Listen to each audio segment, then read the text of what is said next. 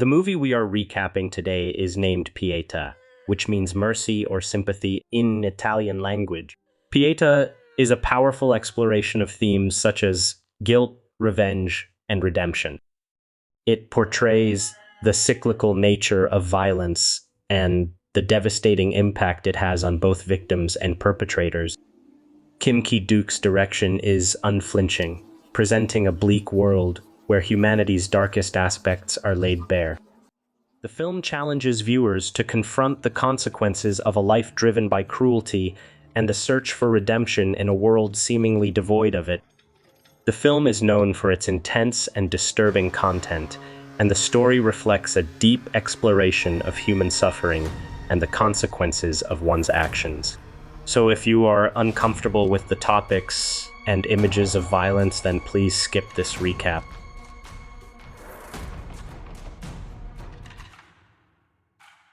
This movie is a mind-blowing South Korean drama that tells the story of Kang-do, a ruthless loan shark who works in a grim, poverty-stricken industrial neighborhood. His job involves enforcing brutal methods to collect debts from the poor and desperate. Every morning, details of people who have taken loans are received on his phone. He then goes to the person's location and demands the money. If the person is unable to pay, he uses a unique, brutal method to squeeze money out of the person. Kang-do's model of operation is to cripple his victims, forcing them to take out life insurance policies, which he then claims after causing their injuries. He is a man devoid of empathy, living a life steeped in violence and devoid of personal connections. This morning, his eyes opened up by the sound of a message his phone made, in which he received details of a person who had not paid a loan. He is seen putting a knife in a portrait of woman, which may be a reflection of someone he knew and whom he hated much. Following his duty, he went out to the location. The person he seeks is seen calling his friend to help him repay the loan. After hearing their conversation, it seems his friend refused to help him. Kang-do reaches the location, which is a mechanical shop. He tries to enter the shop forcefully. As he was interrupted to go inside, he slapped a person. The person's wife is also present at the shop. They knew well that Kang-do was there to punish them for not repaying the loan. The person's wife tries to bribe Kang-do by offering her body. But Kang-do gives no attention and throws her out of the shop, meanwhile dragging the person inside the shop. He then starts his model of operation. Kang-do put the person's hand in the machine and runs it to make him cripple, so that Kang-do's boss can claim the insurance on the person's behalf to retrieve the loan amount. Later on, after finishing his job, Kang-do is seen returning home with a rooster in his hand for dinner. Meanwhile, Rooster slips from his hand. Kang-do tries to catch the rooster but falls on the road while the rooster runs away. He stood up and gazed through the narrow road and saw a woman standing with the same rooster in her hand. The woman offered him his rooster. Kang-do took the rooster and went to his home. He was enjoying his food peacefully. Meanwhile, he heard a knock on his door. To his surprise, when he opened the door, he saw the same woman standing outside whom he met some hours ago on the road. He thinks of this woman as homeless, so he tries to neglect her. But the women seem to be stubborn. The woman enters his house. He tries to follow her with his knife, but he falls, and the knife gets thrown out of the window. When Kang-do goes out searching for a knife, he is surprised to find the woman standing with a knife next to him. Kang-do thinks the woman wanted to kill him for money with the knife. He proudly tells her that he is not an easy prey. Kang-do also shows the woman his old injury marks. The woman silently handed the knife to him. Kang-do throws her out of his house. At night before he sleeps, he puts a watch out of the window to find women standing alone in the dark. The next day, when Kang-do goes out to do his work, the same women follow him. She claims to be Kang-do's mother. This woman, Misun, claimed to have abandoned Kang-do while he was a kid. Kang-do is not convinced and slaps her. He wanted to find the truth. But the woman becomes stubborn, bears slapping of Kang-do, and stands fully at her words. He then tries to neglect the women and goes to his daily routine work. Kang-do reaches a person's shop who is with his mother. On Kang-do's arrival, the person handed him an envelope of money. The person says that he was unable to pay the promised amount of the loan installment. Kang-do starts to slap the person in front of his mother. He then takes a person out of his shop and takes him to an abandoned building. Kang-do drags him to the top floor of the building. The same woman is seen following them. Kang-do asks for the person's weight and starts to measure the height of the floor using a measuring tape. Kang-do planned to throw him from there to cause serious injury to his body so that Kang-do's boss could claim the insurance on behalf of that person. The person begged for mercy, but Kang-do heartlessly pushed him. As a result, he fell to the ground, which broke his legs. While stepping down from the building, Kang-do meets the same woman.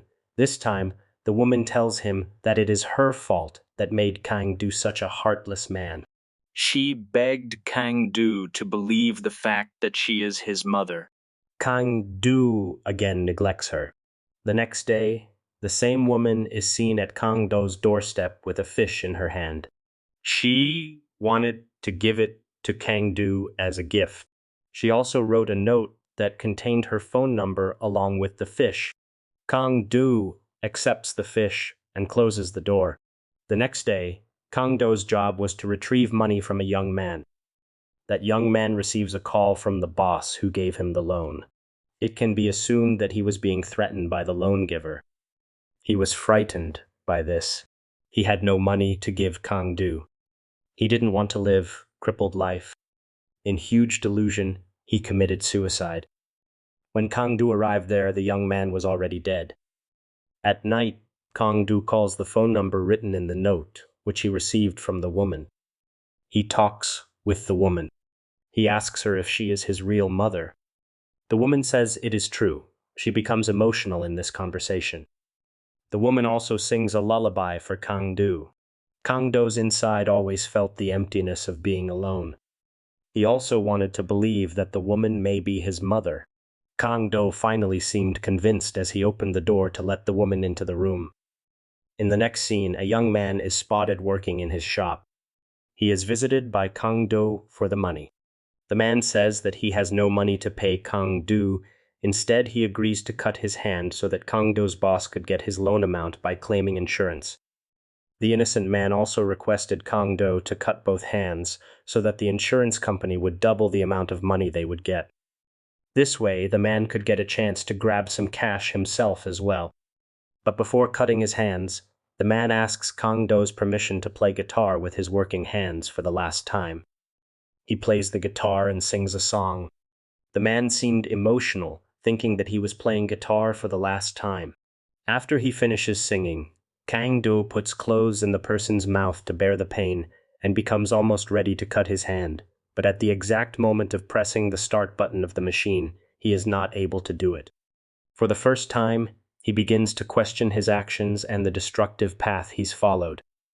Kang-do decides to leave the person's shop without causing damage to him. Before he met his mother, he was all alone, so he never questioned his actions, but after his mother began to live with him, he felt the emotional meaning of having a family. My son's apparent unconditional love and acceptance start to soften his cold, hardened exterior. As a result, he began to control his temper at the time of collecting money. He even started to give his clients extra time to repay. He seemed to have left the path of violence. As time passes, Kang-do starts to accept the woman's presence and even shows signs of developing an emotional attachment to her. He even bought a dress for her. They went out for shopping and dinner. One day, a man whom Kang-do had made cripple shows his presence at Kang-do's house. He dragged Kang-do's mother, putting a knife to her throat. The person wanted to take revenge on Kang-do, so he threatened Kang-do to kill himself by lighting fire on his body if he wanted to save his mother's life. Kang-do's mother showed cleverness by biting the kidnapper's hand, which gave a short moment to Kang-do to throw a knife at him. The person ran out after becoming injured. Fortunately, Kang-do's mother was not hurt. Kang-do becomes worried for his mother. After this incident, the woman is seen going to a shop. She went inside and became emotional, seeing the clothes of a person. It seems that she is crying because of the loss of someone close to her. The next day, the woman celebrates Kang-do's birthday and asks him to plant a tree on this occasion. He does as told. She also tells him that he should bury her at the same place after her death. The next morning, when Kang-do goes out to water the newly planted tree, the woman is seen calling Kang-do on the phone and acting as if she is being kidnapped by someone. Kang-do runs towards his home to find an open door and broken things along with the disappearance of his mother. Kang-do thinks that some of his enemies might have kidnapped her for revenge, so he starts to look for their details in his notebook. He goes out to all his enemies' locations to find her mother one by one, but he is unable to find her. He goes to all possible locations. At one shop he is unable to enter as it is locked from inside. He tries hard by banging the shutter gate. His so-called mother is seen sitting inside the same shop in a chair quietly. She does not respond to the noise. This is the same shop where she came earlier and became emotional after seeing the clothes of a person. This scene makes viewers doubtful of her identity. Kang-do is not able to enter the shop, so he leaves. He tries his luck at other locations, but he could not find his mother. As he was suspicious of the locked shop, he again returned there and broke in. His mother wasn't there, but he found a photo of a man in his diary with notes. By reading the words written on the note, he came to know that the person in the photo had committed suicide. This person was one of the loan takers. He became a little emotional after knowing this. Being hopeless and exhausted, he sits in the nearby chair, closes his eyes, and falls asleep. His mother comes near him, and after she makes sure that Kang-do is asleep, she whispers her story. My son's true motive is revealed. She is not the loving mother of Kang-do she pretended to be. Instead, she is the mother of one of Kang-do's victims, a young man who was driven to suicide after being crippled by Kang-do's brutal tactics. She was the mother of the same young man whose note and photo were found by Kang-do earlier. Emi's son planned to infiltrate Kang-do's life, gain his trust, and ultimately make him suffer the same pain she has suffered. She wanted to give him a temporary feeling of having a mother and family and how it feels after he loses it. My son goes to Kang-do's boss. She knocked on his office door while ringing Kang-do's phone. When the boss appeared before her, she slapped him. The boss thought of her as a random crazy woman, so he slapped her hard in response. She screamed loud enough so that Kang-do could hear it over the phone. She wanted to panic Kang-do. Then, she is seen entering the boss cabin again with a metal chain in order to finish his life. Then, Mi-sun goes to the incomplete building's top floor, from where she texted him the photo of the building. This was the same building that was used by Kang-do to throw people and make them crippled for insurance money. While Mi-sun was waiting for Kang-do's arrival, she talked to herself. She says that if she dies in front of Kang-do, his soul will die and he will go crazy, blaming himself. Meanwhile, she also feels sorry for Kang-do. 이럴 마음이 아니었는데. 놈도 불쌍해.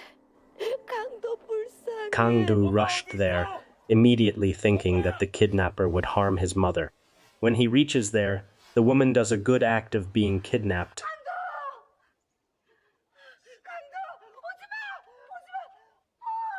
Kang-do said that his mother is innocent. He says that he is ready to die in place of his mom. Kang-do begged for forgiveness. On hearing this, the woman had a satisfactory smile on her face. She thinks about her dead son for the last time and lets her body fall from the building. Her dead body fell near Kang-do. Realizing this, Kang-do becomes devastated. He felt himself responsible for his mother's death. The man who once showed no remorse is now confronted with the full weight of his actions. Mi-sun takes her revenge to the ultimate level, leading Kang-do into a spiral of guilt and self-destruction. When Kang-do digs the spot his mother has told him to bury her recently, he finds the same young man's body buried there already.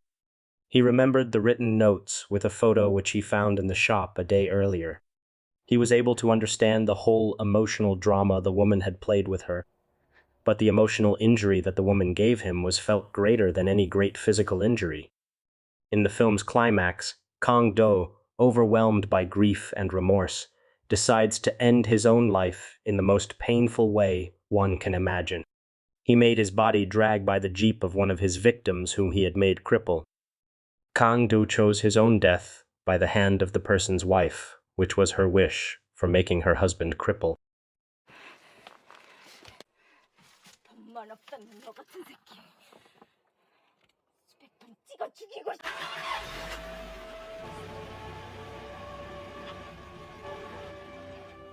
Myeong-jae doesn't realize, becoming the murderer of Kang-do, same as Kang-do never realized himself being the murderer of poor people whom he made crippled. From Myeong-jae to Sang-gu, from Misun to Kang-do, everyone's death is a murder and suicide at the same time, through which the film speaks of the murderous society we have built with our own hands, which has been nothing but a suicidal act for the whole of society. Has society reached a point of no return? Is capitalism the last act of human society to end with death? Was the beginning of a capitalist society truly an end of history? These are the questions which we should reanalyze. The last shot probably is Kim Ki-duk's prayer to the nature saying, "Have mercy on us," which is the Italian meaning of the word pietà.